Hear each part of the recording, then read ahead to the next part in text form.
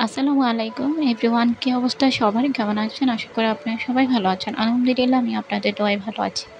আজকে আমি যে হ্যান্ড পেইন্টের থ্রি পিসটা শেয়ার করব সেটা আমি কিভাবে তৈরি করেছি এবং কি অনেক কাপড় প্রশ্ন আমি কিভাবে হ্যান্ড পেইন্টের কাপড়গুলো আমি রেডি করি থ্রি পিসগুলো এবং কোন কাপড় দিলে ভালো হবে, ওনার জন্য কোন কাপড় ভালো হবে, সব কিছু আমি এখানে বলে দিব।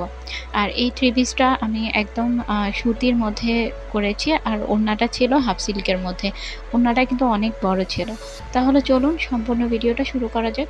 এখানে আমি নিয়েছি জামার জন্য একদম মানে অলিভ কালার টাইপসের একটা কালার নিয়েছিলাম। অলিভ কালার বলে বা এটা পেস্ট কালারের মতো আসে। কালারটা আসলে ঠিক আমি একজ্যাক্টলি বলতে পারতেছি না। আর হচ্ছে কি এখানে একদম গাঢ় সবুজ কালার নিয়েছি। তো আর ওড়নাটাও কিন্তু সেম একদম সবুজ কালার। এই কালারটা কিন্তু আমার অনেক বেশি ভালো লাগছে। এরপর হচ্ছে কি আমি এখানে একদম জামার জন্য নিয়েছি 3 গজ আর প্যান্টের জন্য হচ্ছে কি 2.5 গজ।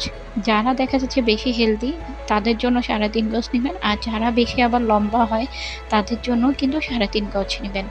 এরপর আমি এখানে জামাটা ফার্স্ট টাইম আপনার হাতার জন্য 1/2 গজ মাপ নিচের দিকে নিয়ে আর বাকিটা নিচের দিকে 1/2 গজ মাপটা রেখে তারপর থেকে আমি কাজটা শুরু করেছি। এরপর আমি এখানে ফ্রেমের মধ্যে লম্বা করে বিছিয়ে এরপর আমি এখানে একদম ঢালাই কালারটা আমি দিয়ে দিচ্ছি। আর এই ঢালাই কালারটা আমি লালের সাথে একটু পরিমাণ কালো মিক্স করে এই কালারটা আমি তৈরি করেছি।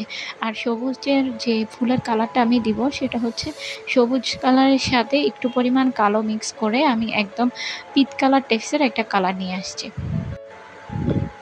আর এই সবুজ কালারের মানটা এত সুন্দর লাগতেছে যে পুরো জামাটাই কিন্তু আমার অনেক বেশি ভালো লাগছে। একদম সুন্দর একটা ড্রেস এটা। আর এই ড্রেসগুলো দেখা যাচ্ছে কি একদম কাপড় থেকে শুরু করে কালার থেকে শুরু করে সব কিছুই যেভাবে আছে সেভাবেই থাকবে। এগুলোর কোনো কালারও যায় না, রঙের কালারও যাবে না, আর কাপড়ের কালারও যায় না। অনেক সময় একটু ডিপ কালার হলে অনেক সময় একটু কাপড়ের কালার যাইতে পারে। এখানে আমি একদম এক কর্নার থেকে সুন্দরভাবে ফুল দিয়ে দিচ্ছি। আর এই ফুলগুলো হচ্ছে কি আপনার চেরি ফুল, সবাই জানে। এগুলো 5 পাতার ফুলগুলো কিন্তু যে কোনো 2 নাম্বার বা 3 নাম্বার সাইজে তুলি দিয়ে কিন্তু আপনারা দিতে পারবেন।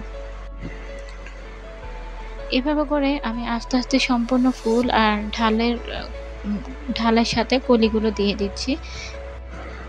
আপনারা যারা আমাদের কাছে এই হ্যান্ড পেইন্টের প্রোডাক্টগুলো নিতে চান তারা আমাদের ফেসবুক পেজে যোগাযোগ করতে পারেন।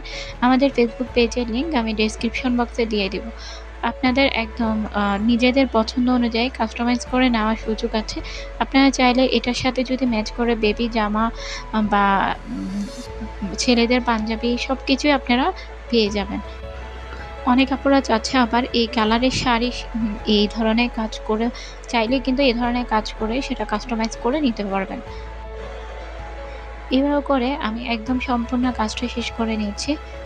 আর আপনারা এটার সাথে যদি কখনো রং ঘন হয়ে যায় তার সাথে একটু পরিমাণ এনকে দিয়ে পাতলা করবেন। কিন্তু অনেক আপুরা আছে এটা রঙের সাথে অনেক সময় একটু পানিও মিক্স করে। পানি মিক্স করলে কিন্তু কালারটা কখনোই টেকসই হবে না। আর বাইন্ডার মিক্স করলেও কিন্তু বাইন্ডার যদি বেশি হয়ে যায় তখন দেখা যাচ্ছে কি আপনার রঙটা একটু চিকচিকা ভাব আসে আর সেটা রাবারের মতো হয়ে পরবর্তী সময়ে উঠে যায়।